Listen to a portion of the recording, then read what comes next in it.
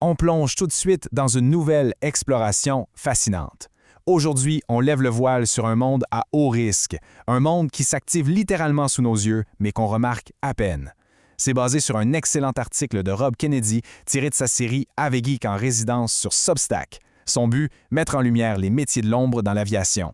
Et là, on s'attaque aux véritables maîtres du tarmac, les conducteurs de véhicules sur la rampe. C'est du sérieux et c'est absolument captivant. Faut d'abord placer le décor. L'image classique d'un aéroport, c'est ces immenses avions qui ont l'air intouchables. Mais au sol, c'est une autre histoire. Autour de ces géants déserts qui valent, rappelons-le, des centaines de millions de dollars, on a un véritable essaim de petits véhicules qui gravitent. C'est un contraste assez fou quand on y pense. Un équipement massif, mais hyper fragile, entouré de machines lourdes en mouvement perpétuel. L'enjeu est juste monumental. La moindre petite erreur de direction d'un seul de ces petits engins, et c'est la catastrophe financière. Et c'est ça qui est drôle. Quand on regarde par la fenêtre de la salle d'embarquement avec tous ces camions qui filent dans tous les sens, ça a l'air d'un chaos total. Une vraie cour d'école désorganisée. Mais la réalité, c'est exactement le contraire. L'auteur de l'article dit super bien, pour les passagers, c'est le chaos, mais pour les conducteurs, c'est la précision. C'est une chorégraphie réglée au quart de tour. Derrière le volant, la précision, c'est pas une option, c'est une obligation à chaque seconde. Alors, comment ça marche tout ça? On va décortiquer ça ensemble. D'abord, on va regarder de plus près ce fameux chaos organisé. Ensuite, le défi du transport des personnes, suivi de la logistique et des équipements spécialisés. Et on finira sur un truc super intéressant, comment ça se transforme en une vraie carrière en aviation. Allez, on y va!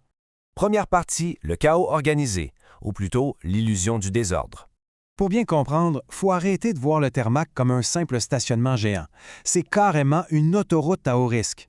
Sous les ailes, c'est le balai des camions-citernes, des tracteurs à bagages qui zigzaguent, des camions de traiteurs, des véhicules sanitaires ou encore des fameuses voitures Follow Me. C'est un trafic de fou.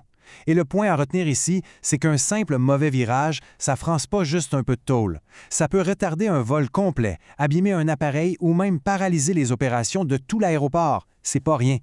Et pour montrer à quel point ça prend de l'habileté, Rob Kennedy partage une petite anecdote personnelle. À 16 ans, avec son permis commercial tout neuf, il remplaçait son père dans un camion de livraison. Et il avoue avoir eu un mal fou à reculer ce camion-là juste avec les miroirs. Maintenant, imaginons la même scène, mais avec un tracteur qui tire 5 ou 6 chariots à bagages sous une pluie battante, ou pire, du verglas. Ça prend une conscience spatiale hors du commun et des nerfs d'acier. Ce qui nous amène à notre deuxième point, le transport de personnes, l'art de déplacer les gens en toute sécurité. Parce que oui, la rampe, c'est pas juste pour les valises et le carburant, il y a toute une flotte dédiée aux humains. On parle des navettes pour le public, des fourgonnettes pour les équipages, des limousines pour les voyageurs VIP et bien sûr des fameux gros autobus Scobus qui nous amènent aux avions stationnés au loin. Et un aspect vraiment fascinant à ça, pour un voyageur, ces chauffeurs-là, c'est très souvent le tout premier contact humain avec le monde de l'aviation. Ils donnent carrément le ton du voyage. Mais attention, derrière le sourire poli et le bon service à la clientèle, la pression est dans le tapis. La priorité absolue, c'est la conduite défensive. Il faut manœuvrer un véhicule plein de passagers, éviter les avions qui bougent, esquiver les énormes camions-citernes, tout ça en respectant un horaire de vol où chaque minute est comptée.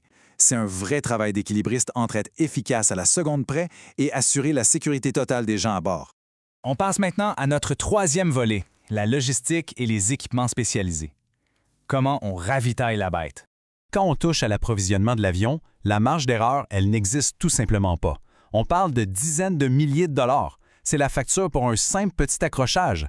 Imaginons un conducteur de camion traiteur, sa plateforme est montée à 10 mètres dans les airs juste à côté de la porte de l'avion. S'il se trompe d'un seul centimètre et égratine la carlingue, ouch! À cause des normes ultra strictes en aviation, les coûts explosent. C'est pour ça que la formation est aussi intense. La sécurité, on n'y aise pas avec ça. Et ça illustre parfaitement une autre réalité de ces métiers-là. On manipule parfois des choses super sensibles. C'est pas juste des sacs et du kérosène. Il y a la gestion de l'eau potable et services sanitaires, mais aussi, et ça demande énormément de dignité, le transport médical ou mortuaire. Manœuvrer ça près des avions, ça demande évidemment de suivre les règles à la lettre, mais ça exige surtout un respect profond pour les gens. C'est une responsabilité colossale pour ces conducteurs de l'ombre. Ce qui nous conduit à notre dernier point, faire carrière en aviation, de l'autoroute à la piste. Avec tous les changements récents dans la chaîne d'approvisionnement, il y a plein de camionneurs longue distance qui cherchent de nouvelles opportunités. Et le contraste est vraiment intéressant. Sur l'autoroute, c'est la grande solitude, des heures de vigilance tout seul. Sur le tarmac, c'est un rythme effréné, un vrai travail d'équipe, mais ça demande la même expertise, savoir bouger des véhicules massifs dans des espaces minuscules.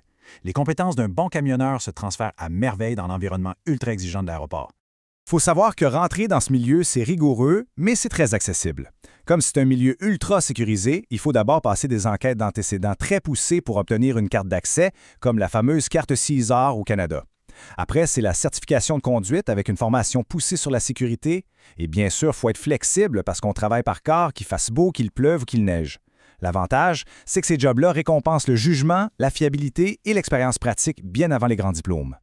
Et des jobs, il y en a. Il y a les compagnies aériennes qui recrutent, bien sûr, mais aussi les autorités aéroportuaires et des géants mondiaux des services au sol comme Swisspart, Menzies ou Dnata. C'est vraiment une porte d'entrée en or pour une carrière super stable. On peut facilement monter les échelons pour faire de la répartition ou de la coordination, et ce, sans avoir besoin d'avoir fait l'université. Pour beaucoup de pros du transport, c'est une opportunité fantastique de se réinventer. Alors pour terminer sur une petite réflexion. Oui, les pilotes et les agents de bord font un travail incroyable, aucun doute là-dessus. Mais la prochaine fois qu'un vol quitte la porte exactement à l'heure, pendant une bonne vieille tempête de neige, posons-vous la question, qui mérite vraiment nos applaudissements? C'est un peu grâce à cette armée invisible de conducteurs sur la rampe, ces maîtres du chaos organisé, que le départ a été parfait.